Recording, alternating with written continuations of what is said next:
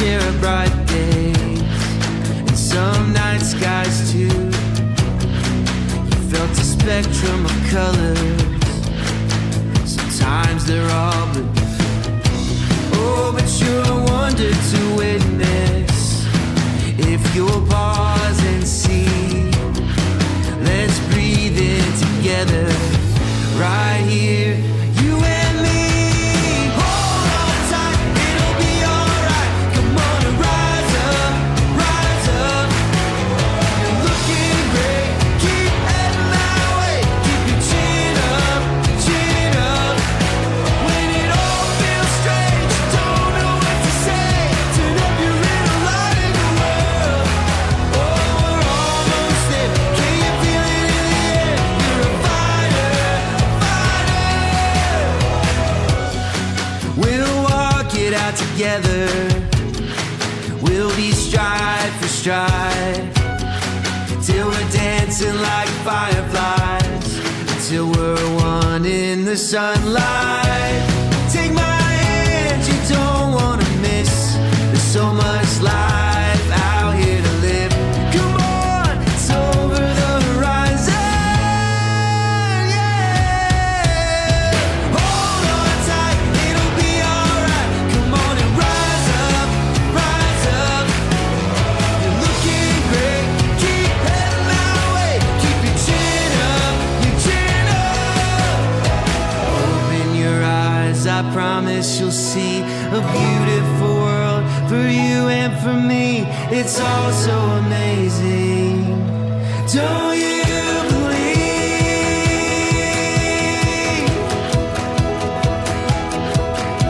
Yeah.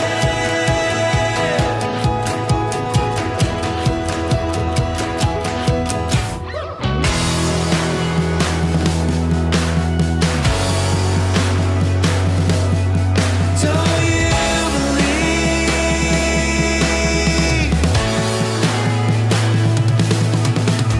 Hold on tight, it'll be alright. Come on and rise up, rise up. You're looking great, keep heading that way. Keep your chin up, chin up. When it all feels strange, you don't know what to say. Turn up your little light in the world. Oh, we're almost there. Can you feel it in the air? You're a fighter, a fighter. You're doing great, and it's a brand new day. So turn up your little light in the world. Oh, we're almost there. Can you feel it in the air? You're a fighter, a fighter.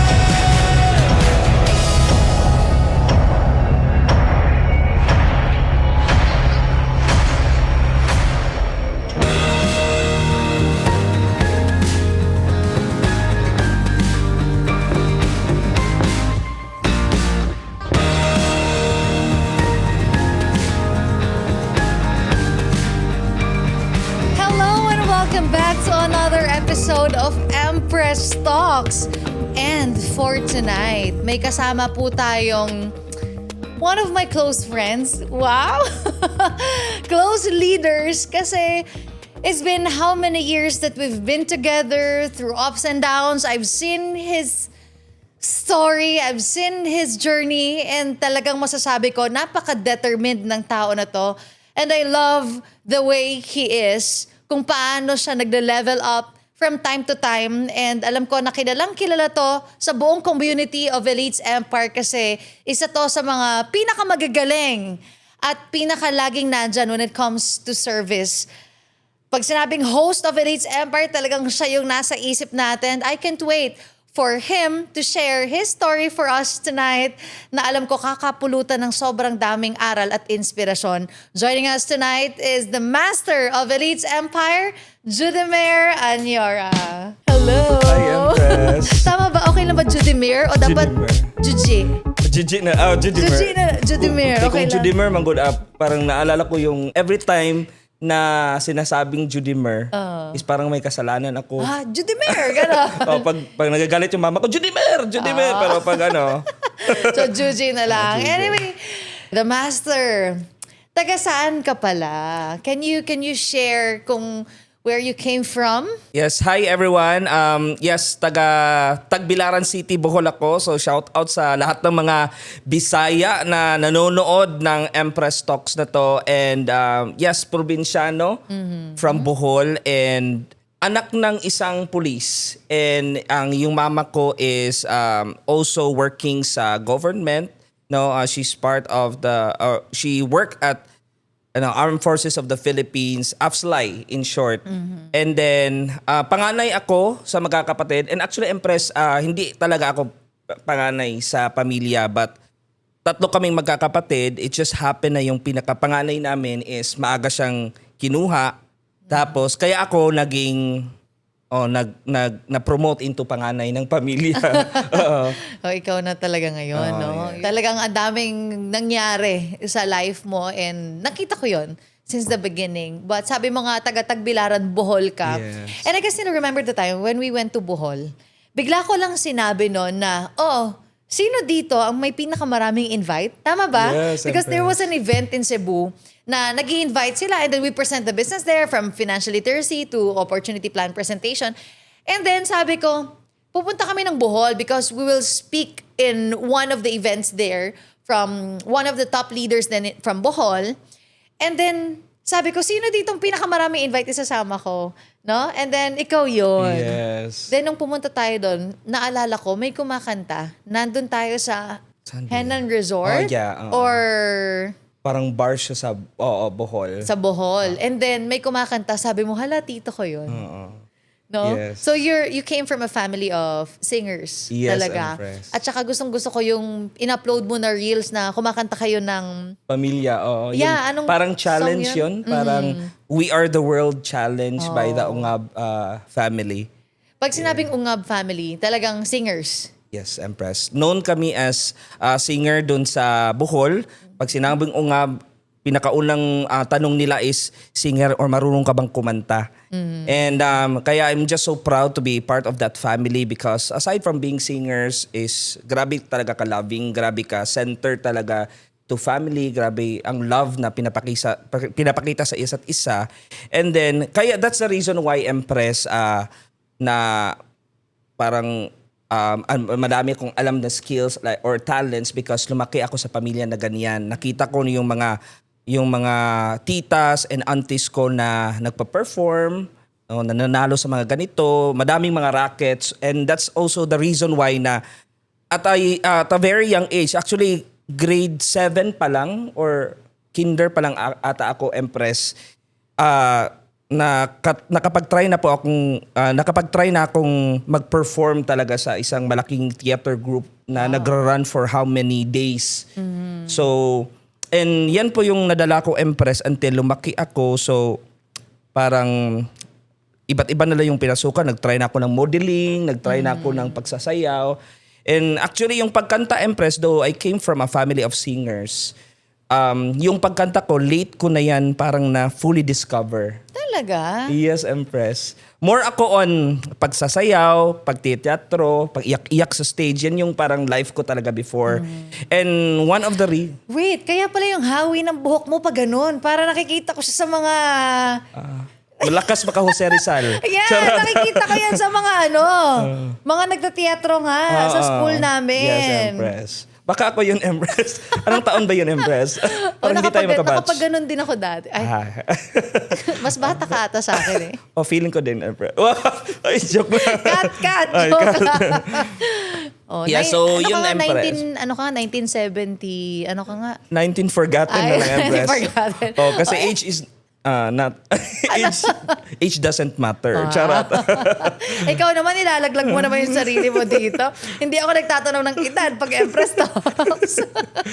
But anyway, sabi mo nga na late mo na siya na-discover. Tsaka nagtateatro ka. Curious ako, ano yung mga ina-arte mo dati? I've tried na may isa akong character na pinortray sa yung Phantom of the Opera. Nakapag-try na ako dyan. And then yung Helen of Troy.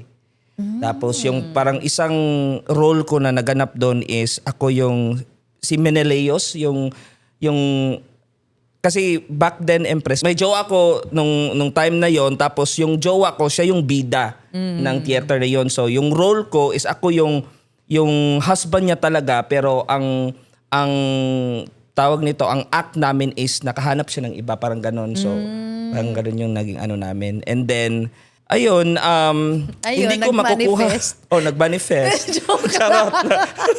Uy, joke lang. Uy, joke.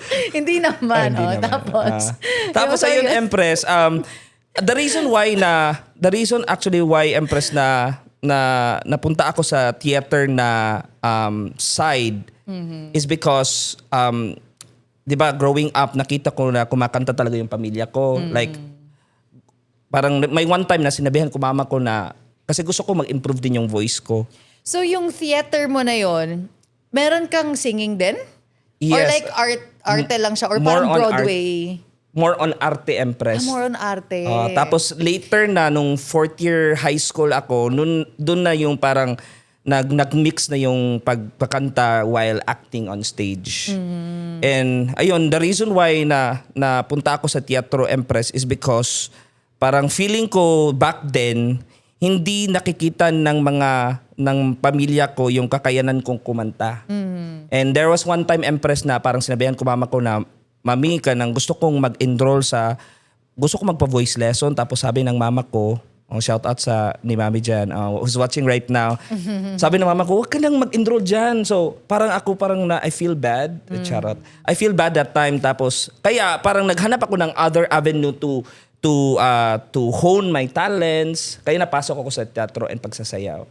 And then, yun na, from there, college ko na actually, Empress, na parang nakita na magaling pala talaga akong kumanta. And that's the reason why kumakanta-kanta na ako sa college ko. Nag-join ako ng mga iba't ibang contest nung college ako. Meron ka bang sample kung paano ka nung nasa teatro ka? Sige, ilang taon na kasi yun, Empress. Parang... Ilan? Huwag kang madudulas. Sige. Pero sige, ano na lang. Dancing, anong mga sinasayaw mo? Like hip-hop, ganon? Hip-hop, cramping, Empress. Actually, kahit Cramping? anong... Like Yeah, mga... nung malakas pa yung tuhod ko, Empress. Ganun ang Empress. Yung ginagawa ko, Empress. Paano? Sample nga. Ganun. Basta maulaman ko, Empress. Charot. Pero nagka-cramping ako, Empress. Ngayon, nagka-cramps na. Cramps na sa paa. Charot. Talaga. Tapos after nun, ikaw naman, di naman nila alam kung ano ng edad mo. Masyadong pinapahalata mo naman. Pero mga 19, naintindihan na nila. Naintindihan na nila. And then nung high school ka, fourth year, doon ka na kumanta? Doon, yes, Empress. Doon ako kumanta. I was one of the representative ng Region 789. Nakapunta ako ng Baguio to represent that region for yung theater and acting. Wow. Parang siya, Empress, parang anniversary siya ng ni Jose Rizal. So it was held in Baguio, and then doon ko nakita na kaya ko pala talaga kumanta. So, nagsising ka noon while acting? Yes, Empress. Sa parang No Limit Tangere, Parang something mga ganyan. ganon. Ganyang mga peg. May isang linya doon na parang, "Wag kang maingay, sandali lang ito." Parang nire-rip yung Empress. Bakit hindi ko naalala mo sa dami-dami? Yun yung tumatak talaga sa akin. Talaga, may ganon. Pero sino yung nag-portray nun? Si Jose Rizal? Hindi. Hindi. Nakalimutan ko na yung role ko noon. Pero Maybe ikaw yung mga padre. siguro, Empress. Padre. Hindi, may ganon. Di ba sila padre? Di ba? Yun yung nangyari ng history. Yeah. May isang linya pa ako na, "May sorpresa tayo para kay Celia. Nais mo bang malaman ito? Isang sorpresang di kayang tumbasan ng anumang yaman at..." Ganun, Empress. Tuloy mo. Parang mapapagano na rin kami. Ganun talaga, Empress. Galing. So, yun pala ang ginawa mo nung high school ka. Yes, Empress. Buti nag-college ka pa. Kasi yung iba na marunong kumanta, parang ayaw na nilang mag-aral, mas inuna nilang tumulong sa family since meron na silang pagkakakitaan. Oo. Actually, Empress, nung nag-graduate ako sa high school, gusto ko sana i-pursue yung pag-teatro ko. Sinabi ko sa mama ko na gusto kong pumasok sa theater arts ng UST. Tapos hindi ako hindi ako pinayagan ng mama ko kasi malayo, ayaw niyang mapalayo ako sa kanila. Tapos, ang sabi ko, sige, mami, kung ayaw mo na magteatro ako, gusto kong mag-communication arts. Tapos ayaw na naman ng mama ko kasi ano daw ang magiging trabaho ko paglaki, magiging DJ na lang sa radyo. Oo. So sabi ko mag-PMA na lang ako, mami, yung sa pulis kasi yung papa ko isa pulis ban, tapos yung family ko is puro mga police, colonels, mga ganon. So, ayaw din niya kasi baka daw bugbugin ako sa Baguio. Tapos, sabi ng mama ko, mag-nurse ka na lang kasi yan yung uso. Oh, yan yung uso sa kapanahunan namin, Empress. Oo. So, sabi ko, sige, mag-nursing na lang ko. Dito na nadayunan, Empress. Nakita ko na yung totoo kong charang pagkatao. Charot. Joke lang. Oo. So, doon, pumasok ko sa nursing and then, ayun, tinuloy-tuloy ko, Empress, until nakagraduate as a Bachelor in Science in Nursing. And then, after nun, nag-take ng board exam. And then, while waiting sa results sa board exam, pumasok ako sa BPO industry. How was it nung ikaw ay nasa nursing pa? No? Anong pinaka-paborito mong subject? Ang paborito kong subject is yung... Pinaka na paborito pa, no? Ano favorite mo subject? Yung Empress, psychiatric nursing. More yung mga empathy, yung ipag-usap sa mga baliw. Ganyan. So meron kang experience na nakipag-usap ka talaga sa baliw? Yes, Empress. Dito sa Cebu City, may dalawa akong hospitals na nakapag parang OGT or nakapag ako sa hospital na yun. And then, may isang pasyente nga ako, Empress, na dahil daw sa kagaling ko hindi makipagkausap or yung parang makipag-deal or mag-empathize sa mga... Connect. Connect sa mga patient. Nakalaya siya, Empress. Oo. Nakalaya siya parang... hindi naman na-cure kasi hindi naman na-cure talaga yan. Parang nakakontrol lang. So nakalaya siya, Empress. And then may one time nagkasakay mi sa jeep, Empress. Nakita mo siya? Kilala niya pa ako, Empress. Talaga? Tapos? Kaya paborito ko siya. Kasi parang, ang paningin kasi natin sa mga ganong klaseng tao is parang nakakatakot. Pero if you will really parang understand where they're coming from, parang maintindihan mo na hindi naman pala ganyan. They need understanding lang talaga. Grabe no, nakasakay mo pa sa jeep. Anong profile niya? Babae, lalaki, ilang Lalaki, taon na? Empress. Lalaki, Empress. Tapos, feel ko magkaedad lang din kami noon. And then parang, mahilig kasi siyang kumanta. So parang, nag-connect kami through sa pagkanta. So pina-express ko siya through sa pagkanta. So naka-found kami ng common ground. So parang, that's the reason why parang, naulian si Empress ba? No, okay siya. Anong mga kinakanta niya? Yung, ano ba yun? Mga Bon Jovi ba yun? Oo, parang ganun. Parang kumanta kami one time ng Journey. Duet kayo? Oo, Ay, kumakanta-kanta talaga kami sa mental hospital. Oo. Muntikan na nga, Empress, na hindi din ako palabasin kasi, parang ganun, Empress. Kasi parang ikaw na yung susunod. Yes, Empress. Ay, naku. Kuya Juan. So parang, talaga, kumakanta-kanta kayo. Ang kulit. Tapos parang, totoo ba na parang may talagang sariling mundo sila? That, for example, kumakanta na siya, hindi niya makikita yung mga ibang nasa surroundings niya? Or nakikita rin nila yung surroundings nila? Depende sa case nila, Empress. Kasi may mga case na may sarili talagang mundo, ganyan. Then may iba na, parang, conscious naman sila sa nangyayari outside. Hindi ko din alam kung anong nasa isip nila, Empress. Pero parang ganyan din, Empress. So nakikita talaga nila. They see. Yes. Kasi minsan may makikita ka sa streets, no? Na parang, albawa, kasalubong mo. Di ba medyo gigilid ka ng onte para hindi kayo magkasalubong. Pero sila actually wala talagang pakialam. Correct. No? So yun may mga own world na. Yes, Empress. Pero yung mga nadideal ninyo, kumbaga, may chance pa maging okay. Ang galing. Tapos ilang months ka nag-stay doon? 2 months ata, Empress. 3 months. So, ayun. May And kumakausap naman sa'yo nun. Binibisita ka rin. Ako pala yung pasyente. Hindi pala ikaw. Ikaw pala yung nurse. Ay, ang kulit. So, ganun, yun yung pinaka, kumbaga, hindi mo makakalimutang moment nung Yes. pag Kasi nakakatuwa nga naman talaga. It feels so good na merong taong naging okay yung life because of that, no? And then pag-graduate mo ng nursing, sabi mo napunta ka sa BPO. Oo, Empress. So, while waiting sa result ng board exam ko, pumasok ako sa BPO industry kasi parang gusto ko din talagang matuto and gumaling magsalita, mag-English ba. So, ayun, tawag nito, nag-apply ako on my third attempt of applying sa BPO industry. Nakapasok din naman. And then, after that, parang doon ko na-realize sa BPO na, kasi yung BPO industry, it's one of those jobs na parang underestimated siya, Empress. Pero hindi nila alam yung parang pinagdaanan talaga. Hindi siya madali, sa BPO.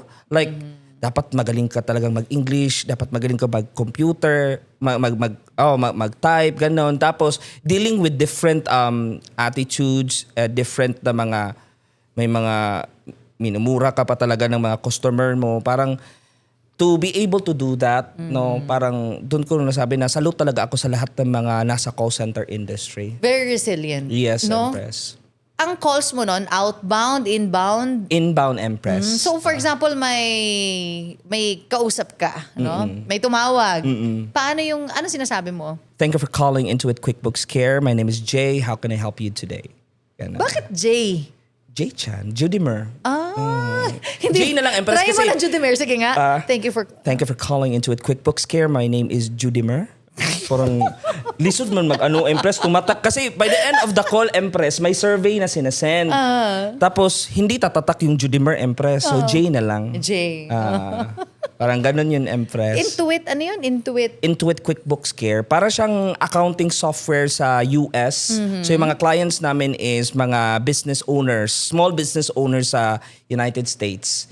So parang kami ang trabaho namin is parang kaming accountant, but hybrid siya, overall siya, from accountant to technician kasi pag nasira yung software, parang ina-isolate namin bakit nasira. Is it software issue? Is it parang computer issue ba, user issue ba siya? Then may mga subscriptions din. Kung hindi mag-go through yung mga payments, we have to look up bakit ganyan and we have to deliver mga messages. Kasi may iba sa kanila, no? Mga irate talaga, Empress. So may sinasabi sila tapos don't say that, sir. Charot. Ay, mga ganon. Ano yung worst na napakinggan mo?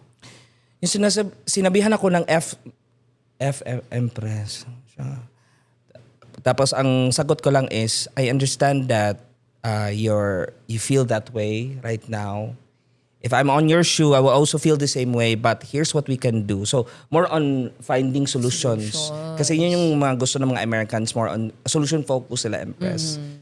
So challenging, very challenging siya na account. Lalo kung ma-emosyon, no? Yes, Empress. Yung parang sinabihan ako mga ganon, hindi pwede. So far, hindi pa naman ako umiyak. Oo. Pero Pero may mga umiiyak. meron talaga, Meron Empress. talaga. Oo. Tapos, ayun, hindi ko gusto mag-take ng call. So, ginalingan ko talaga sa trabaho, Empress. Kaya na-promote ako into a supervisory level. Wow. Ayun. So, instead na nagtitake ako ng mga inbound calls, yung mga tinitake ko lang is yung mga hindi na talaga kaya na mga ahente. Tapos, pero before ko siya tanggapin, I make sure that na-exhaust na talaga, na-check na talaga yung mga resources nila. And then, ayun, tsaka ko sila kakausapin. Anong mas madali? Yung agent na bago or yung supervisor? Mas madali mas madali ang supervisor. Kasi parang more nagmamanage ka na lang nagmamanage ka na. Tapos filter din yung mga taong parang kinakausap mo. And at the same time, madali siya for me kasi ang trabaho ng isang supervisor or manager is more on the attitudes na. More on the behavior na of the agent. So, which is parang aligned din siya sa gusto ko sa nung nursing ako na psychiatric. So, parang... So gusto mo mag-handle ng mga different na mga ugali ng tao. Until now, nag-handle ka rin. Mga Yes. different ugali ng tao. No? Yes, Empress. So talagang in-line na in-line. Yes, Empress. But, may I ask, bakit hindi ka, while waiting for your resulta ng exam mo, board exam, bakit hindi ka na lang nag-sing? And ba't nag-BPO ka? I need money.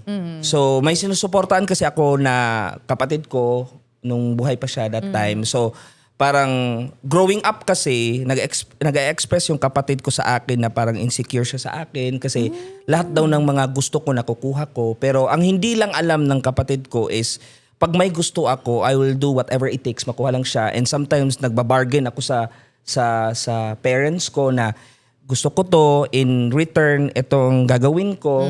Kaya ko nakukuha. And then kaya nung nakatrabaho na ako, Empress, knowing that yan yung nafe-feel ng kapatid ko, feeling niya hindi siya loved by our parents. So parang this is my one way to kanang show my love to her, na suportaan ko siya sa lahat, tuition, lahat ng mga gusto niya binibigay ko, Empress. So parang siya yung parang naging deepest why ko, bakit ako nagtrabaho. Kahit younger ka sa kanya. Actually, younger siya. Younger siya. I'm older. Charot. Talaga. So, bakit mas malaki ba ang kikitain mo sa BPO than of singing? Kasi akala ko malaki kinikita ng mga, na kumakanta. Depende, Empress, kasi let's say banda-banda lang. So parang yung rate ninyo is as a band. So siguro mga 500 to malaki na yung 1,000 Per night? person. Per person? Per night or per gig. Per gig. Oo, minsan 300 lang, Empress. Not unless sa ginagawa ko before na hindi ako more on banda, more on solo singing ako. So mas malaki yun kasi sa wedding, ang rate ko before is nagwa 1,000 ako per song. But at least 3 song, ganyan yung parang ko. Hindi ko lang siya pinurso or hindi yun yung path na tinake ko is because hindi kasi sa stable. Hindi lagi may wedding. Yes. No? Anong mga kinakanta mo sa wedding? Like Mga- for example, 3 lang. Ang Born For You. Sige nga, sample nga tayo dyan. Yes, I was born for you, and then you were born for me. And in this random world, it was clearly meant to be. It's as if the powers of the universe conspire to make you mine. And as the year goes by... Yun na, Empress. Kalimutan ko na yung next. Ang galing. Palakpak naman. Sige, okay lang naman pumalakpak. Sabi ko na. Ang galing. Ano pa? Yun na lang yung ubusin natin yung oras sa atin. Kumanta ka na. Ano, Empress? Ayun. Ang ganda kasi ng boses mo. Thank you, Empress. Yeah. Ano pa mga kinakanta mo? Ano, Empress? Parang, sabi to, kanang...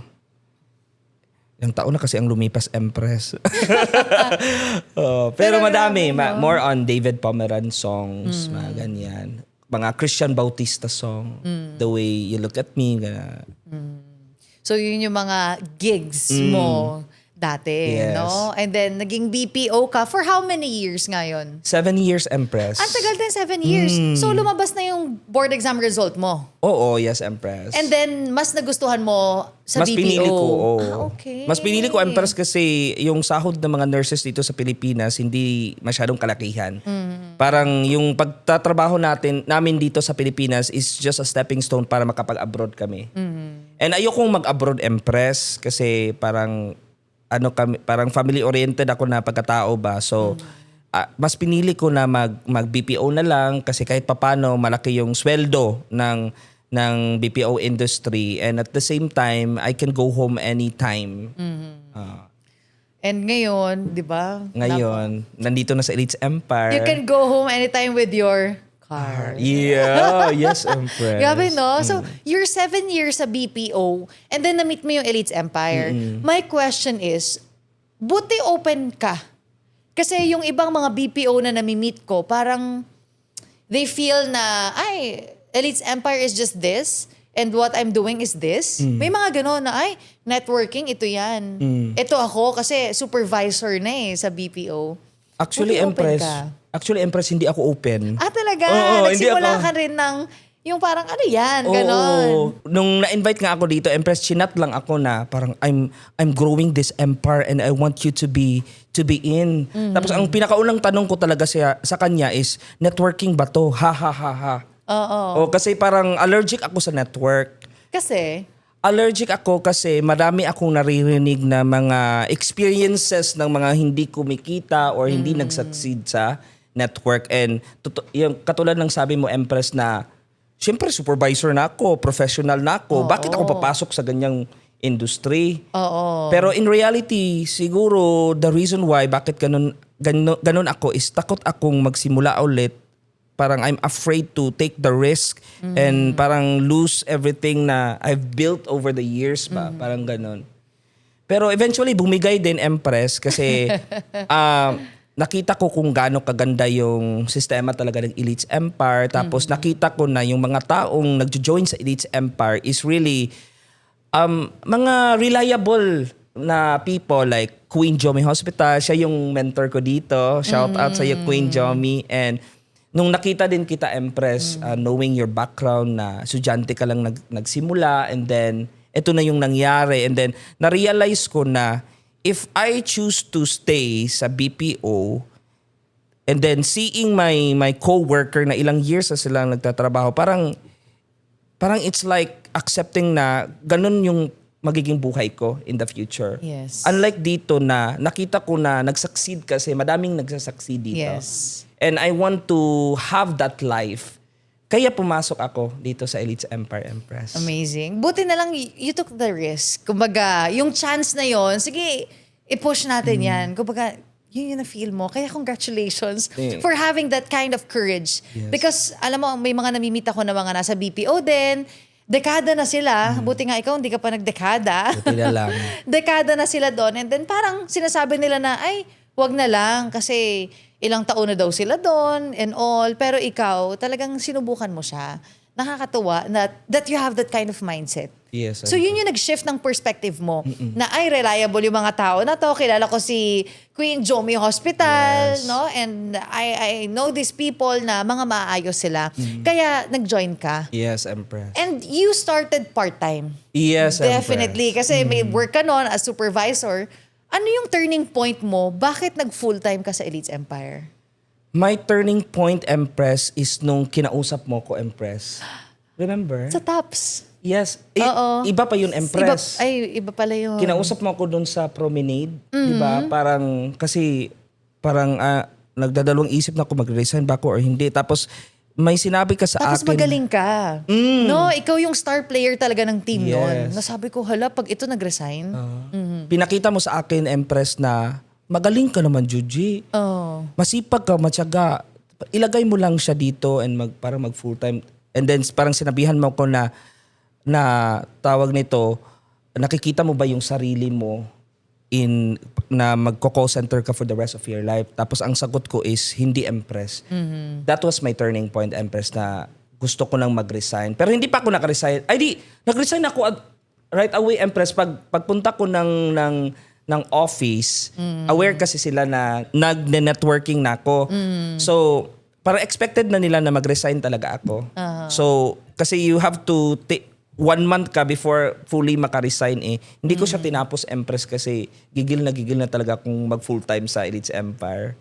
And then that time, magkano sinusweldo mo nun? As supervisor after 7 years? Anong Empress? Nasa mga 30 to 40,000. 30 to 40,000. Kung may mga bonuses pa, mga ganyan. Malaki siya for an employee. Pero kahit malaki yung sweldo ko, malaki din yung mga gastuhin talaga. So, ayun.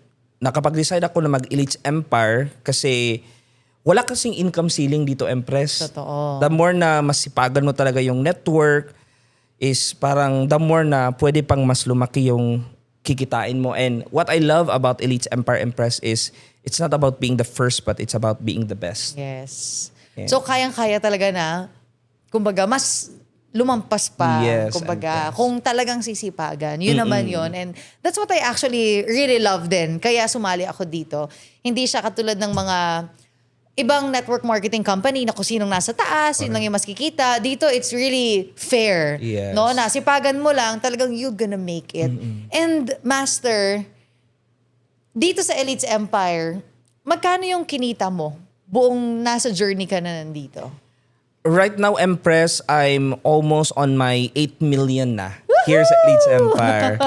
And which is, Grabe. I'm so thankful, Empress. Kasi the reason why I joined Elites Empire is just because of extra income.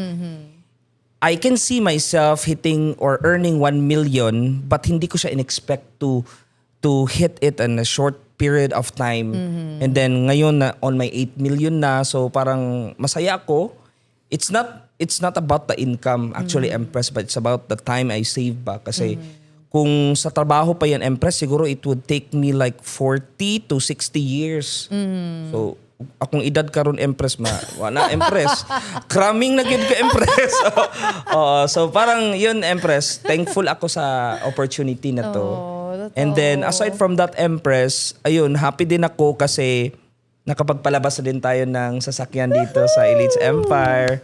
Ayun. Ang galing, no? Master, nakakatuwa. Dahil isa ka doon sa, kumbaga, nag-start nung iniisip pa natin yung system ng Elites Empire. You're there. Yes. No? Kaya nga pag nakikita kita nun, parang, uy, ito yung supervisor ng na BPO. Talagang, nakita ko talaga yung potential mo nun. Sobrang antaas.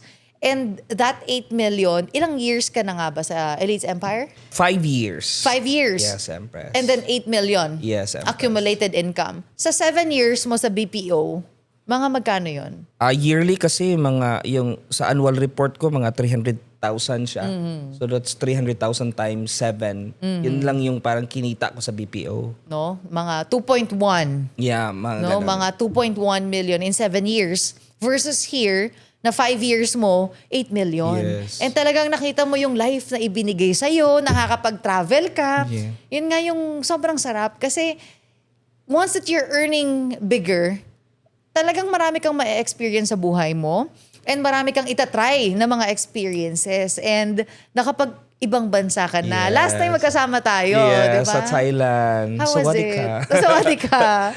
Ano siya, masaya ako, Empress, because the last time kasi I went abroad, that was in Singapore. Trabahante pa kasi ako. And it feels so good na bumalik sa ibang bansa, but not as an employee anymore. Yung turista talaga na hindi ko na iniisip na kailangan nating magmadali, like yung compress yung time before ba kasi work na naman, ganyan yung life before eh. So nung nagpunta tayo ng Thailand, dun ko talaga na feel na time and financial freedom. And more than that is the people that I am with. Yung parang yung kasama ko dito, mga co-dreamers ko, mga nangarap lang din iba't ibang background, tapos ang saya kasi natulungan kami ng community na to na Elites Empire. Yes. And ikaw rin, tumutulong ka sa sobrang daming tao. No? And Master, nung nilabas mo yung car mo, anong feeling na sinakay mo yung pamilya mo? Ang sarap sa feeling, Empress. Sobrang sarap sa feeling kasi pangarap ko talaga na makasakay sila, na ma-witness talaga nila yung milestone na yun na nag-release ako ng aking Mitsubishi na Triton na. And then, ang sarap sa feeling kasi brand new kasi, Empress. Oo, iba no? Oo, iba sa feeling. And then, yun nga, parang sinabi ng mama ko na ito si Chan, matigas yung ulo nito, pero I'm so proud kasi yung katigasan niya ng ulo, nilagay niya sa Elites Empire. And ngayon, nakita namin na nag-succeed siya.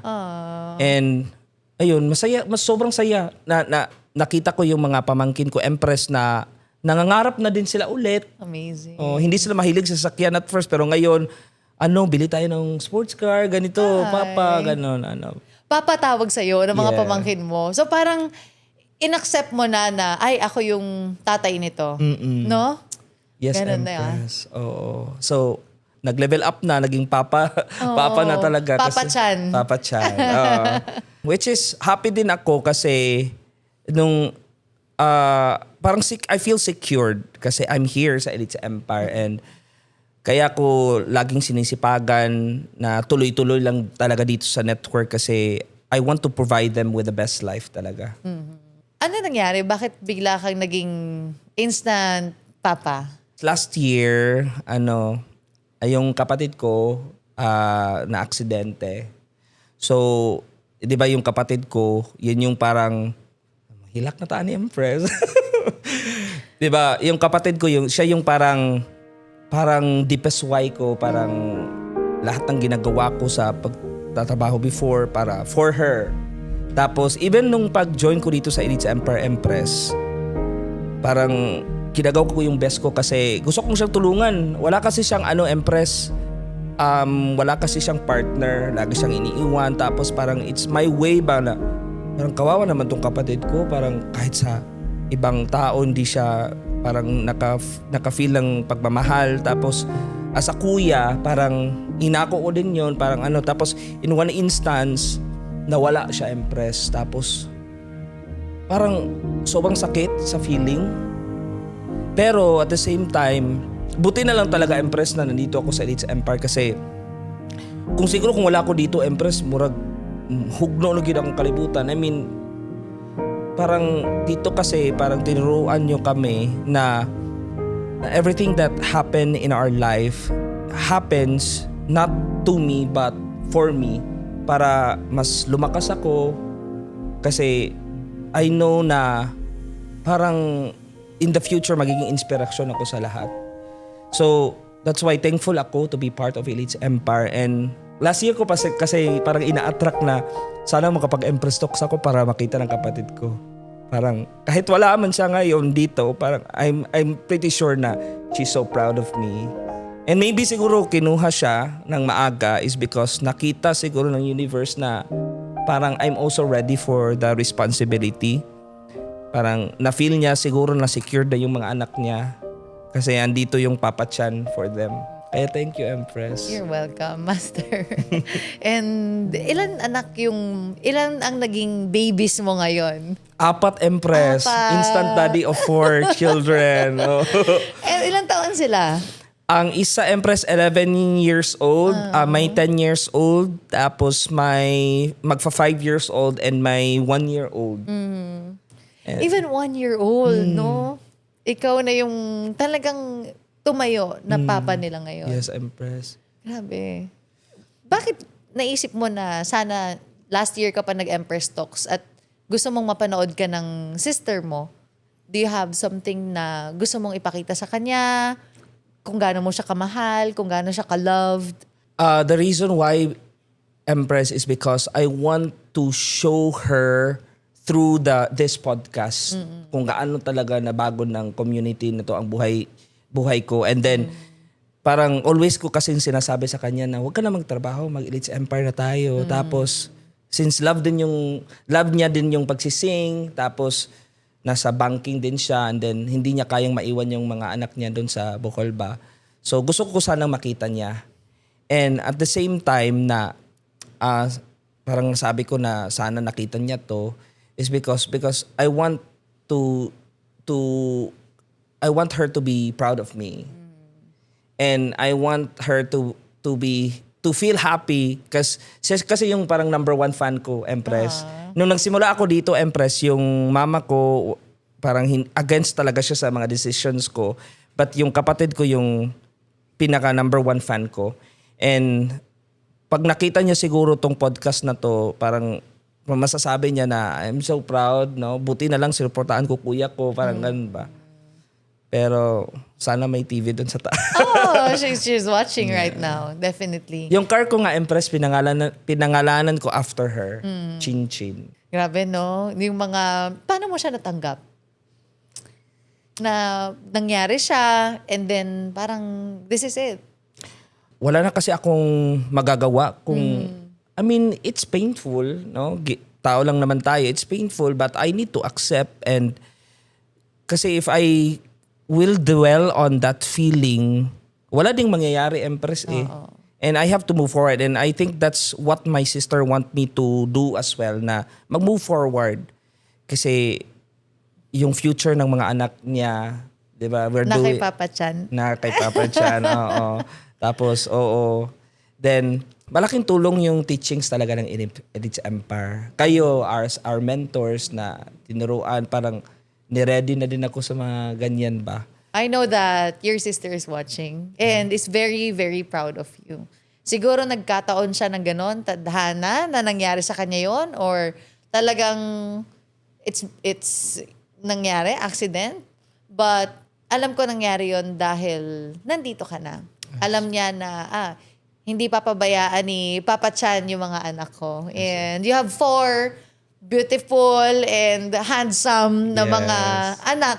Yes. Naging instant daddy. Grabe, no? Grabe yung binigay niya sa'yo na gift of growth, na para mas magseryoso sa buhay, para mas sumipag, mas dumisiplina. 'Diba? And look at you right now. Ganyan yung naging resulta because of your realization. I know she's so proud of you. And you wouldn't be able to make her proud if walang Elites Empire. Yes, Empress. Kaya thank you so much talaga sa community nito, Empress. Parang simula man ako na I'm not into this kind of industry, but ngayon I'm so proud, no, to call myself a networker. Yes. A networker of Elites Empire. Yes, indeed. Yes. And Master, kung meron kang song for Elites Empire, ano yun? And can you sing para sa amin?